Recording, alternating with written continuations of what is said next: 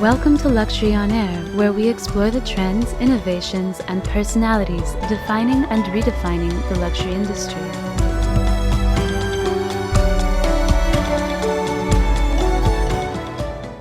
Hello and welcome to a new episode of Luxury on Air. Today, it's not me who is hosting somebody, but I'm actually hosted by Simon Flückiger, who is the CEO of design furniture company Teo Jakob, and we are in this beautiful atelier that we are going to talk about. And as design furniture is too visual, it would have been a pity only to record a podcast. That's why we are here with a video setup. Today we're going to talk about three main issues. We are going to talk about market trends in the B2C and B2B business. We are going to talk about what the workspace means as a status symbol, but also as a way to attract talent. Well, and then as we are Luxury on Air, we're talking about the meaning of luxury in design furniture. So, thank you very much for having us, Simon. Thanks for being here. Well, I already feel very cozy here. Do you want to say a little bit about this atelier? This seems to be a pretty new thing for Teo Jakob, especially here in Lausanne. Right. Well, we usually are having our bigger exhibitions in Geneva, in Bern, and in Zurich. And we since May we opened here this atelier in Lausanne. We have another one in Zug that we opened last November. And the idea is simple. We're at Teo Jakob. We're creating interiors, but to create interiors, you actually only need two things. You need on the one side the digitalization, 2D, 3D models that you're making, renderings that you're making, and on the other side you need samples. Haptic samples. And if you're looking at the atelier around here, you basically find four walls, and they're made full out of samples, and that's what we need when we co-create our interiors with our clients. That's beautiful. So I make an appointment stepping in here, and then I have somebody who's walking me through my desires of my interior, or how does it work? Well, yeah, basically you could, right? It's with the ateliers, it's a lot of, word of mouth. We only do projects here. That means we don't sell single pieces, but we're maybe involved in a project in town or around the area, and we do a good job. So somebody else would call us, and we make an appointment. As you said, we don't have opening hours. You're coming in here, and we co-create your environment. That's correct. Mm-hmm. I also saw that you just had a special event here. So do you feature also special designers from time to time in your ateliers? We do so, yes. It was a special day last evening. We had about 30 architects from around town, and we were celebrating Arne Jacobsen, a famous designer of the 20th century. You know that we oftentimes use products from. And so at the moment here in this atelier, we have a mini exhibition. We're sitting on Arne Jacobsen stuff at the moment. We're featuring a mini exhibition of him. That's Feels correct. very cozy. So that's the perfect setting actually for us to learn about design furniture. It's a very specific market. Can you tell us a little bit about the market size, the development, the key players? Sure. Well, it's always important to differentiate between, let's say, the home market, B2C, and the B2B market. If we're talking about the home market in Switzerland, we're talking more or less about the market of 4 to 5 billion. It's always hard to tell. It's not like in fashion or in foods where you have the barcodes and you see the exact numbers, but that's our estimation. And within those 4 to 5 billion, we have two big players. That's IKEA, of course, in the mass market, and XX Lutz on the other side. They both make around 1 billion. And there, and then afterwards, it gets very fast, very atomic, meaning we have a lot of small players on the production side as well as on the dealer side. And I'd say out of those 4 to 5 billion, we have about a 10% share where we are within the luxury segment or the high-end segment. That is exactly where Teo Jakob is active. that's a market of approximately 400 to 500 million. And within this bubble, we're making about 10%. So we make about this year, still a lot to furnish, but I think we will finish roughly around 47 million turnover. So Switzerland being mainly the land of watches and cheeses.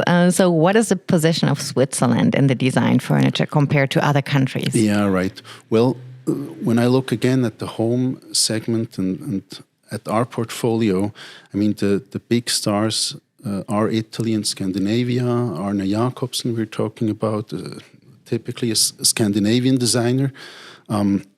We have important brands in Scandinavia. Hey, Muto. We have Fritz Hansen, Karl Hansen, etc. We have the big design companies in Italy, Minotti that you may know, B&P Italia. We have Cassina, but as well in Switzerland we have quality-wise a very good industry. We have Vitra, for example, and we have USM. On the other hand as well, that people all around the world know. And then we have, of course, quite a bit of small companies that make a lot of custom-made solutions that we maybe know less. So how is that market? Is that a challenging market? Is it a volatile market? Is that an emotional market? What would you say if you all had of to? It. All of it, I think. Yeah. Volatile, you said, or challenging, you said at the beginning. Of course, I think at the end of the day, nowadays, every market is challenging, right? Because you only survive if you within the best ones, and that's the same thing in furniture. Completely, it's very volatile because if the economy isn't going well, that's in B2B and in B2C. Furniture is not the first thing you're buying, right? And the last thing you said, emotional. It's very emotional. In the early days, I used to work in the food industry for Ovaltine, and I loved to sell chocolate. I always thought that's really the emotional thing. And then I got into the high-end furniture market, and that's even a lot more emotional. So I love it. That's the good side. I mean, it's so tough at the end of the day. If it wouldn't be that emotional, I wouldn't be in this market. Yeah, that's also why you're on Luxury on Air, right? We are in this emotional, high-end and luxury sphere. You just said something about the economic development and how that impacts the furniture market. However, after COVID, I had the impression that furniture became a very important category. The key word is probably here, cocooning.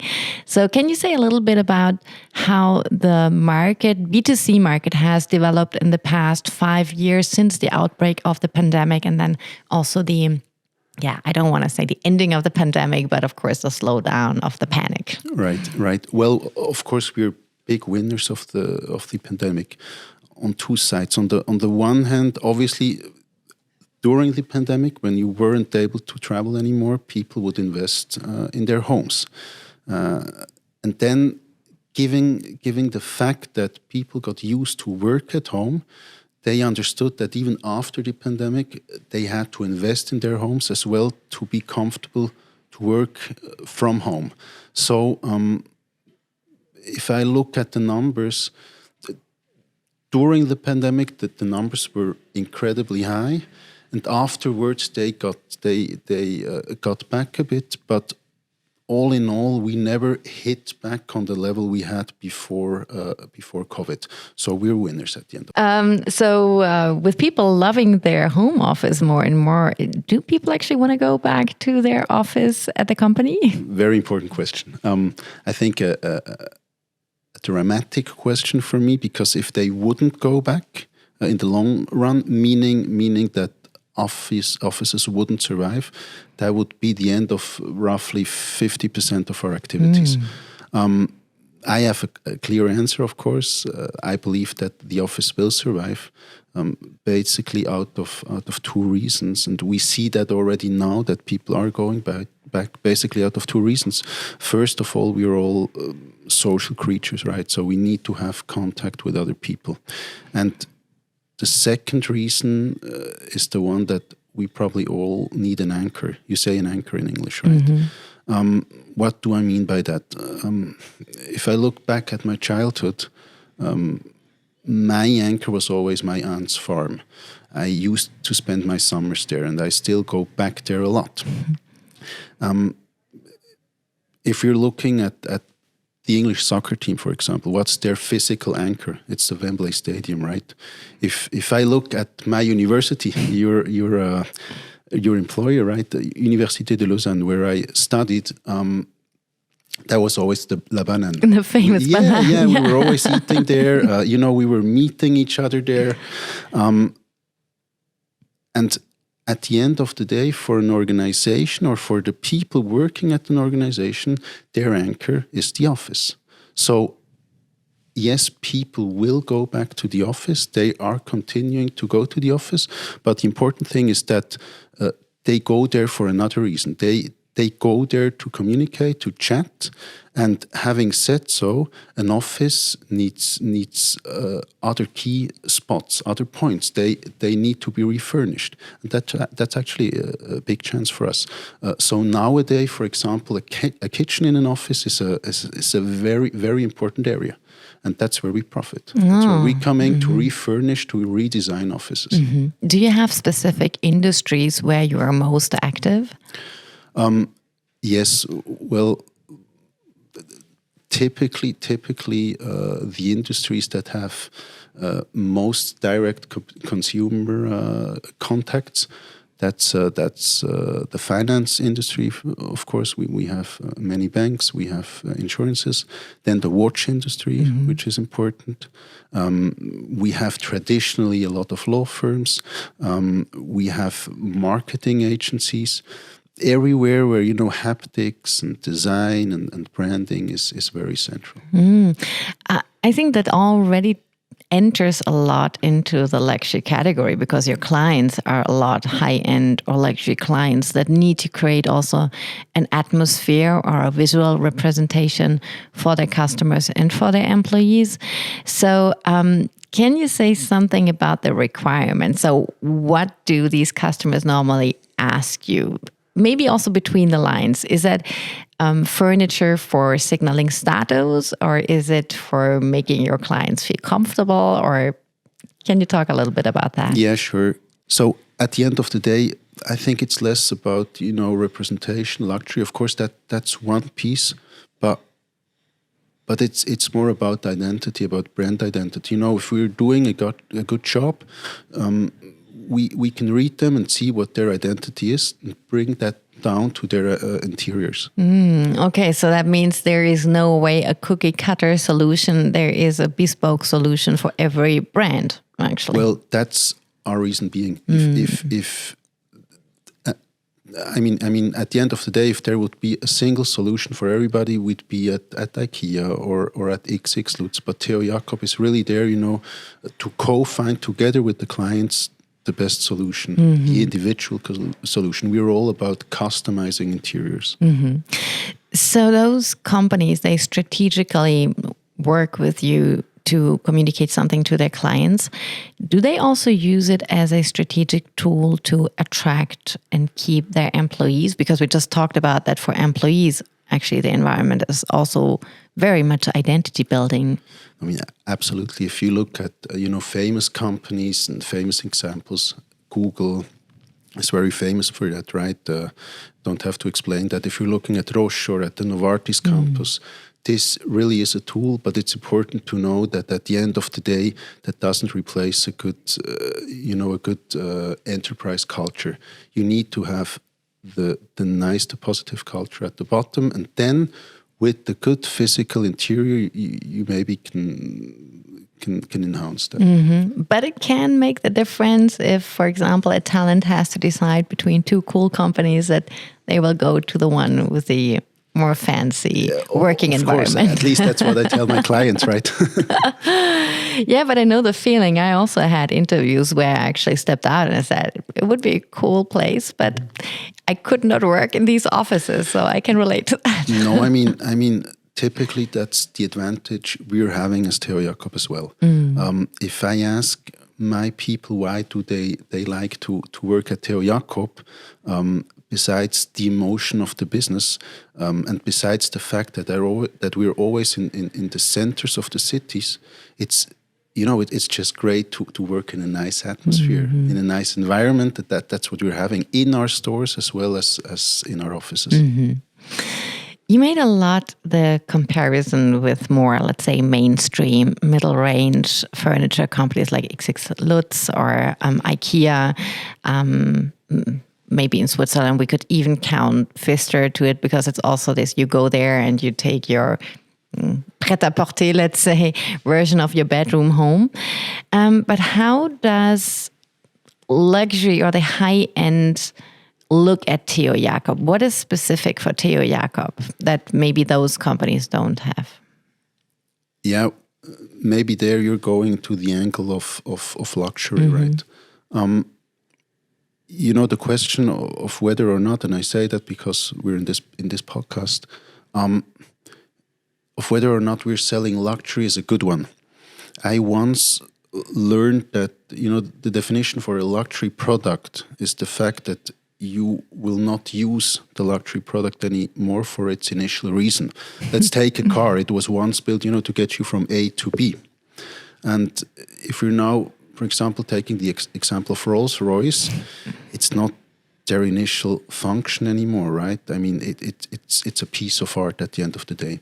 And having said that, if I look at our products and our services, we always follow the motto, form follows function. In that sense, if you're creating a table, its initial function will always stay that you eat and sit at this table. And in that sense, we're probably more in the premium area, although of course we sell as well expensive pieces and maybe sometimes a bit fancy ones. An example would be, for example, we recently had a customer that was from Venice, and he missed his hometown. He's now living has an apartment in Switzerland. And so we had the idea, to construct him a table that would be made out of, those wood sticks that in Venice, the area, the houses are all made in the water on wood sticks. So we would find some wood sticks, they're very old, and we draw a table and we constructed him a table. Oh, wow. But today he would, at least I hope so, still eat at this table. So form follows function, and in that sense it would be a premium product and not a luxury one. Although if you say, hey, maybe this is a luxurious product, we're all about, silent luxury, no bling bling, long lasting design. Let's keep it as simple as that. No shiny, no bling bling, just good materials. Well, if you make bespoke pieces out of Venetian wood, I would say that is pretty luxury, right? That is pretty personalized. Talking a little bit more about the work with your customers. So when you say you really do these bespoke pieces for your clients, that for me is really also a piece of art that is coming onto the function, because you said, well, your pieces need to follow first of all the function, then comes the form, but you have this very strong aspect of creating something together with your customer. So how does it work, and what is a good outcome of a collaboration with a customer? Well, a good outcome of a collaboration is at the end of the day if the customer is happy. That's the most important thing. And how does it work? We always co-create. There could be the question: are you at the end of the day the art designer of the client? And I would say no, we're really not. We're co-creating. Maybe we're the co-art designer at the end of the day. That's really how we see ourselves, at the same level, getting into this atelier where we are at the moment, exchanging ideas. The client goes out again, we're thinking, we're preparing a concept, and if the right time has come, he will come back, or we will find him at his home and we will discuss it and find together the best solution.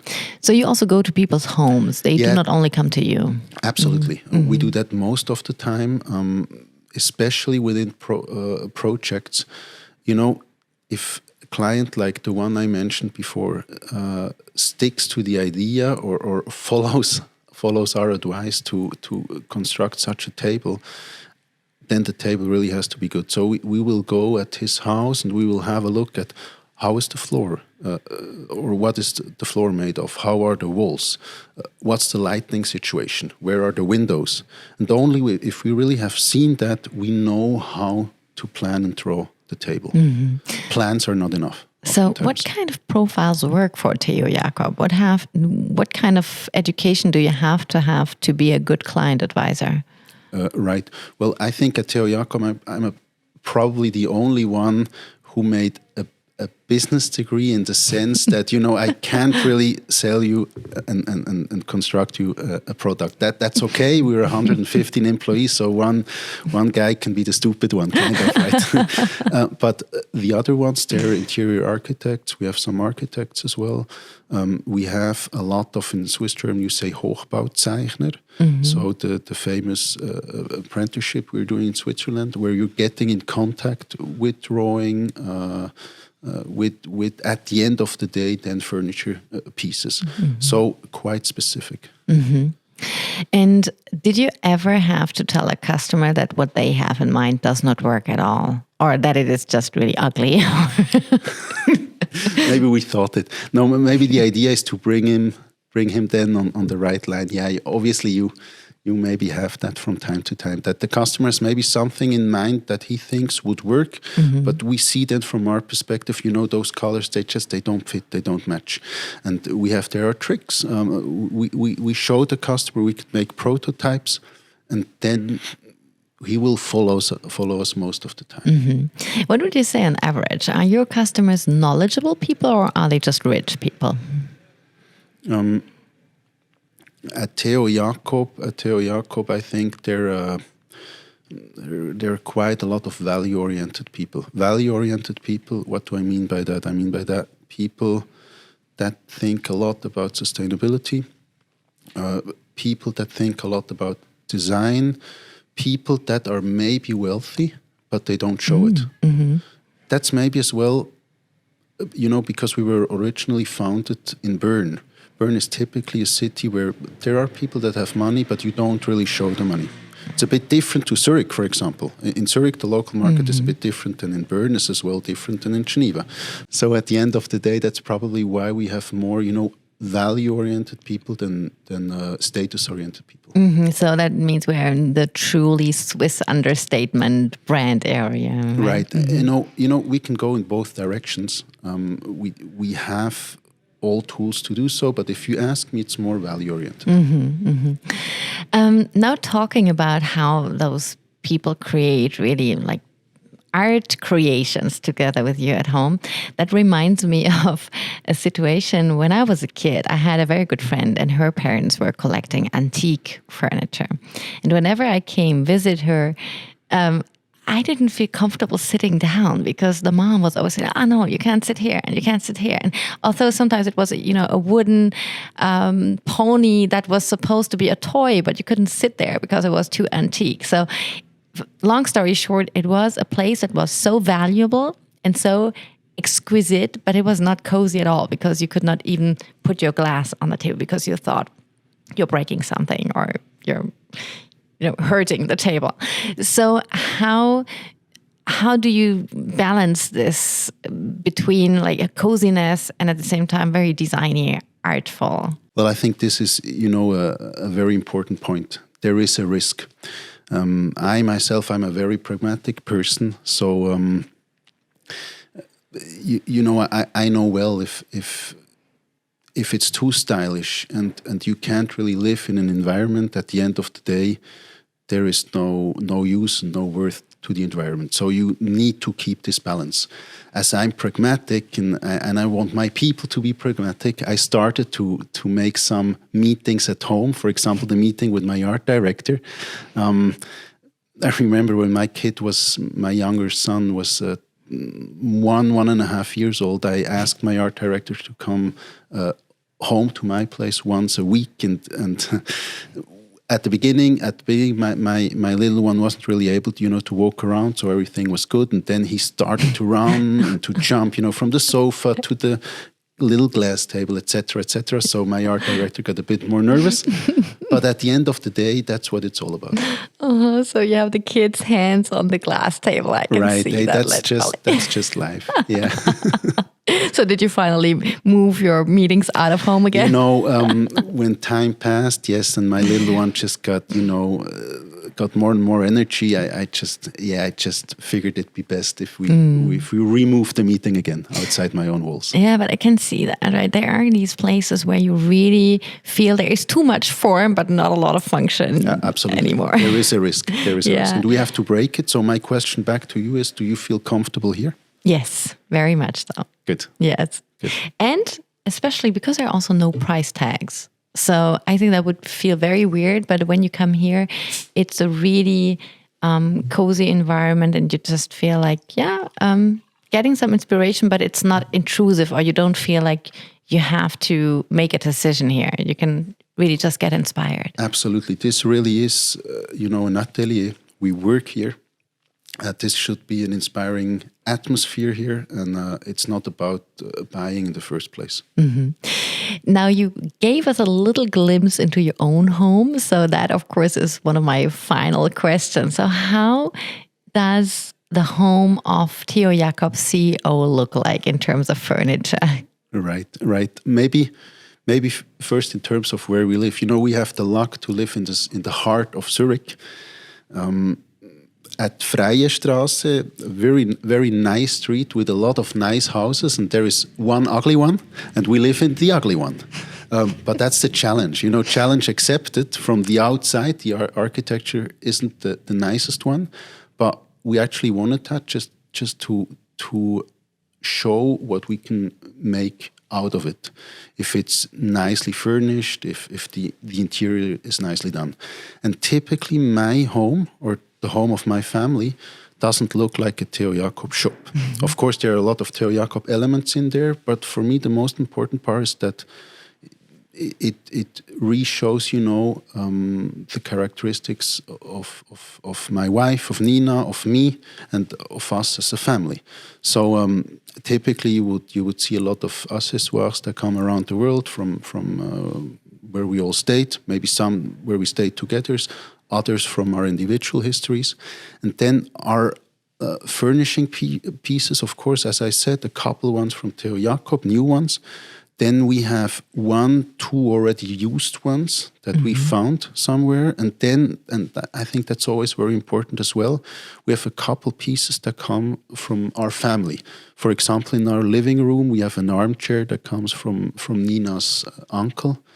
The armchair is maybe 80 years old, and we just redid it last year. We reused new textiles, and that just all in all, it gives just a warm but stylish atmosphere. Mm-hmm. That leads me to a side question. Can I also come with legacy pieces from my grandparents, and you at Teo Jakob would make something out of it, like they do sometimes with jewelry, that you have legacy pieces that you bring to a jeweler? No, absolutely. That's a good point. At the end of the day, you can't buy everything with money. We're not about bling bling, as I said it, not about shininess. We're really, the person, the family, or as well an organization is in the focus, and we really try to find the best, the deepest solution for the individual. That's beautiful. Now looking a little bit into the future, and that's going to be my question to close off the conversation. There is probably also a lot of trends happening. Every industry is seeing a lot of change. So what are the biggest trends that really are going to shape the future of your industry? Well, there are some, of course. The good thing is, I think interiors will always be important. A family and an organization, as I explained, they will always eat or live in interiors.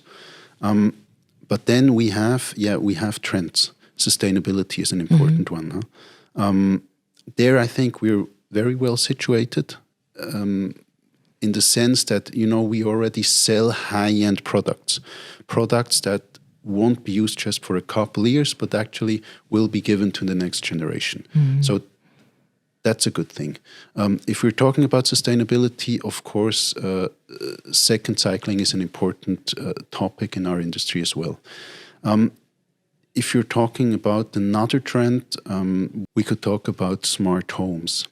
We have a collection from Bavaria, from Germany, Okkio, I don't know if you know it.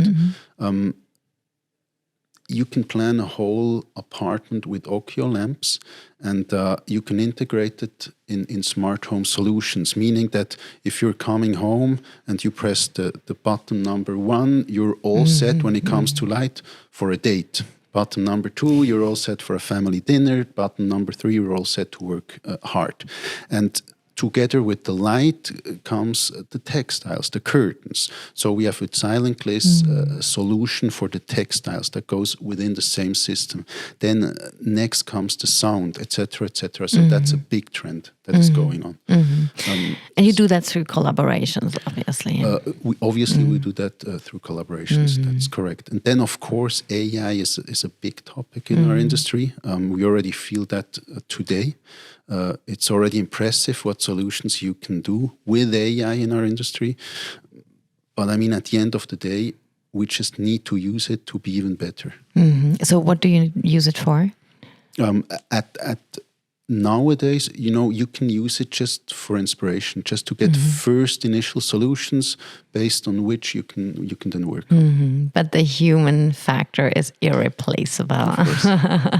Well, thank you so much for having us here. I will take a little bit more time strolling around here and getting some inspiration. And everyone who is visiting the next home of their friends or coming home, you can see how much or how little soul is in the respective home, depending on how much people actually dare to show their inner self in their home. Thank you so much for the conversation. There will be more information about Teo Jakob in the show notes. And I wish you all the best. Until next time. Bye-bye. Thank you. Thank you for listening to Luxury on Air with Corinne Segari and Felicitas Morhart. This podcast is provided to you by Deloitte Switzerland and the Swiss Center for Luxury Research. If you've enjoyed this episode, you can leave us a 5-star review. If you're keen to stay up to date on what's trending in the luxury industry, don't forget to subscribe. As always, you can find more information about the current episode in the show notes. We wish you all the best. Until next time.